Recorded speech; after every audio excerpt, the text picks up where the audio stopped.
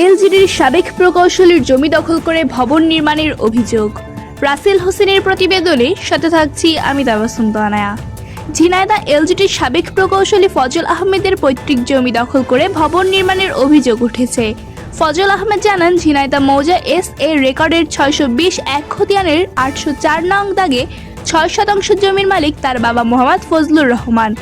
এই জমি তার বাবা 95 সালে তাকে হেবা দলিলের মাধ্যমে তাকে দান করেন, কিন্তু চাকরির সুবাদে দেশের বিভিন্ন জায়গায় কর্মরত থাকা অবস্থায় তার পাশের জমির মালিক আব্দুল গফুর যশোর ভূমি অফিস থেকে অসাধু উপায়ে RSA রেকর্ড করে উক্ত জমি দখল করেন।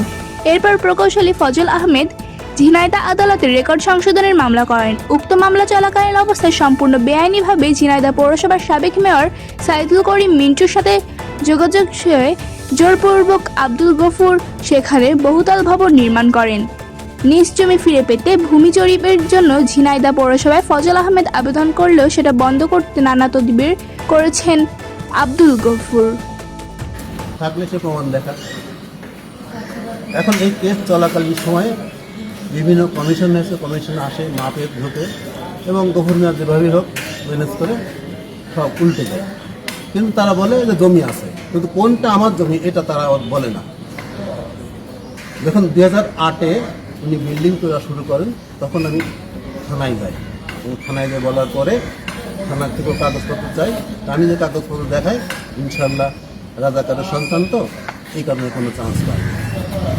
মুক্তিযোদ্ধা মানুষ, তার উপর আওয়ামী লীগ ক্ষমতায়, ওনার কথাই ঠিক এবং উনি বিল্ডিংটা বসে আছে।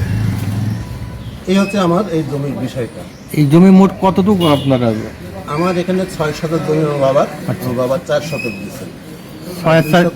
2 শতক আমার বাবা বলছে 2 শতক নিয়ে মাথা খাবেন না, রাস্তাঘাট তো অনেক হয়েছে, এর ভিতরে যদি যেয়ে থাকে তো 2 শতক আমাদের চলে গেল। আমার 6 থেকে 10 শতক মোট নাকি? না, 6 শতক, তার ভিতরে 4 শতক আমার না।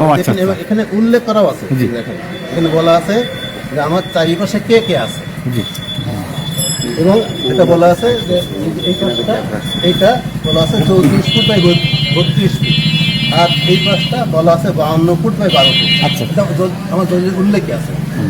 ওনার যে দলিল কিন্তু আমি তুলছি পরবর্তীতে, ওই দলিলে কি বলা আছে 804, 803 ইজিক্যাল টু 2.34, 804, 803 ইজিক্যাল টু 9.34।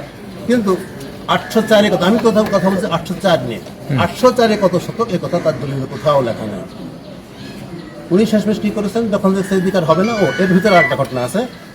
81 সালে এইখানে দাউদ নামে এক ভদ্রলোক ঘর তোলা শুরু করে, যার জমি ছিল সে এই 804-এর দাগের মালিকানা ছিল তার। তো আমার বাবা তখন পৌরসভায় লিখিত দেয়। লিখিত দেওয়ার পর তখন পৌরসভার চেয়ারম্যান ছিল সামরানি সাহেব, উনি কোয়ারি করেন শেষমেশ ডিক্লারেশন দেন জমির মালিক ফজলুর রহমান। ওনার বিল্ডিং কিন্তু সব বন্ধ হয়ে যায়।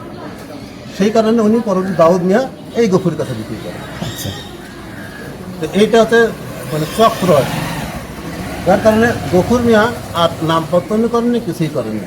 পরবর্তী 2001-এ যখন আবার সেটেলমেন্ট বসে, উনি কী করেন, যশোর থেকে কাগজ নিয়ে আসেন। ঝিনাইদহ ডিস্ট্রিক্ট শুরু হয়েছে কত সালে বলতে পারেন আপনারা? 84-এ। তাহলে 2002-এ যশোর করতেন এবং সেই কাগজের যে ভুয়া তথ্যটা তৈরি আসছে, এটা আমার জন্য ভালো হয়েছে। বলছে এটা 803, আদর থেকে 804। ওই কাগজ যেহেতু ভুয়া কাগজ, যার জন্য ভুয়া কাগজে এটা 803 হয়ে গেছে। সেটাও আপনাদের দেখাবো এবং সমস্ত ডকুমেন্ট আমার কাছে আছে। এখন আপনি আইনগতভাবে কি কোনো পদক্ষেপ নিয়েছেন? আইনগতভাবে কোর্টে কেস চলতেছে। আজকে যেমন উনি বলেছেন যে কোর্টে কেস আছে, জমি মাপা যাবে না, আমি বলবো আমি বলে দিতে পারবো। আমরা মাপার জন্য পৌরসভাকে বলছিলাম, পৌরসভা পয়সা করে জমা নিয়েছেন, সব ঠিক আছে। শেষমেশ উনি বলছেন এখানে একটা কেস চলমান আছে, ফলে